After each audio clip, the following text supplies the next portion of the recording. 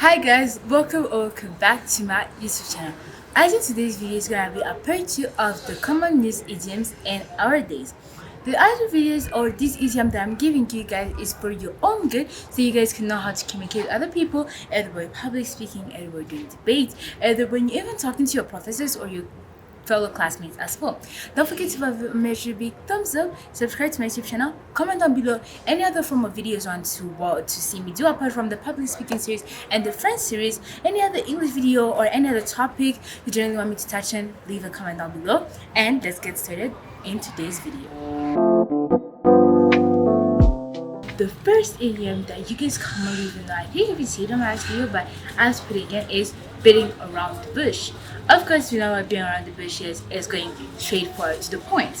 When, for example, you did a mistake or when you don't want to say something exactly, or if somebody says something and you're trying to go here and there and I'll go straight to the point, that's beating around the bush. Of course, it's not going around the bush and start beating, I don't know what, it's just beating around the bush. It means not going straight to the point. So when somebody tells you stop being around the bush and tell me what's going on, that means that you should stop going vice versa, there and there, go straight to the main point. Stop being around the bush. For example, where did you do your homework? Or you say to teacher like, last night, so I went at home and then like I didn't have internet, but yesterday I might have done it, but I did. When you don't go straight to the point, that means beating around the bush. So when somebody doesn't exactly or directly tell you the answer of something and they start going there and here, be like, oh my days, please stop being around the bush. The second idiom is, can we do a rain check please? I've seen this idiom a lot in movies. It's certainly not commonly used within like student or people, but it's so used in movies that you also need to know the meaning. So for example, if someone is talking to someone and then I hear, oh hello, can we do a rain check please? And I'm like, a rain check? What do you mean we do a rain check? Should we check on the rain? Doing a rain check, I recently learned this one. It's actually, can we postpone the event or postpone the meeting or postpone anything we're trying to do?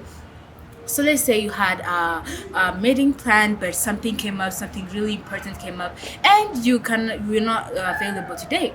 And somebody calls you, hello, are you still coming? I'm sorry, but can we do a rain check? When you say can we do a rain check, it means can we actually reschedule it or can we postpone something? It's used a lot in movies, and every single time when people use it, I didn't understand the meaning. And I bet you too, if you watch like a lot of these English movies, a lot of these UK movies, you actually do not understand. Now you understand, because having a rain check actually doesn't mean to check on the rain, but it just means rescheduling the events.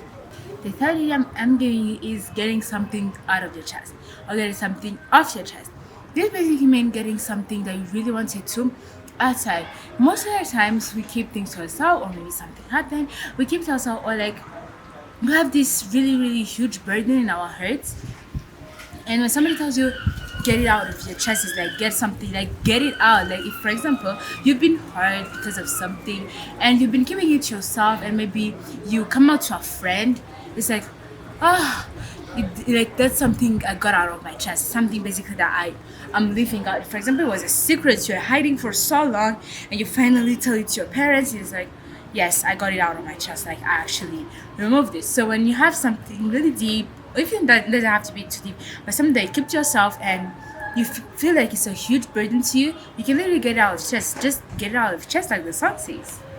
The fourth idiom I'm gonna be giving you is getting out of your hand. When something gets out of your hand, that does not mean that this is your hand and something falls out, it got out of my hand. Yeah, it's the same thing if you can use it. But most people say, oh, this situation got out of my hand, it got out of like my responsibility, it got out of my how can I call it, it's like not in my, it's just isn't my responsibility anymore. For example, let's say you had a babysitting job, you had to babysit like 10 kids, and your job number one is they do not have to break anything.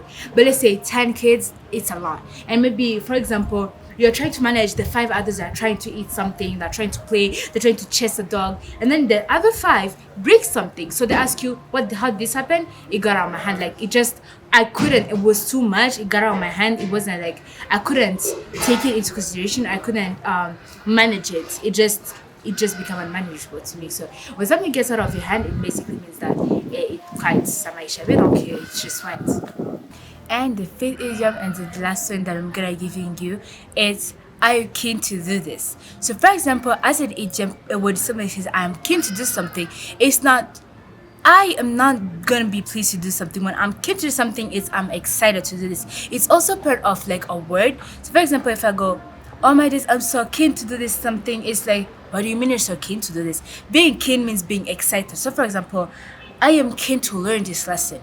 It means you were keen, but the flip is being keen. So being keen means being excited. So when somebody ever mentions something that has to do with keen, it means that it is exciting.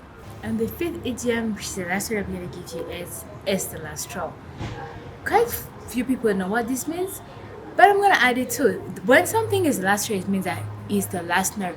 The last straw is the last straw might also seem as you got on my last nerve, or somebody got on your last nerve. Oh, this is my last straw. It means that it's finally like I'm actually gonna explode. So let's say somebody is really disturbing you or annoying you, and you try to get your work done, and they actually start screaming, and then as they're running, they hit your computer, and then your computer is dead. So like, this is the last straw. I'm tired of you. Like, you got on my last nerve. I can't deal with this anymore. When somebody's annoying you, or somebody like when something generally comes to it's the best or the worst of the worst, like it's the last straw.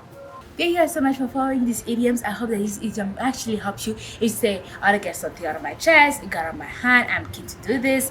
This is all idioms that you can use in your daily conversations or phrases. See you guys in the next video. Bye bye.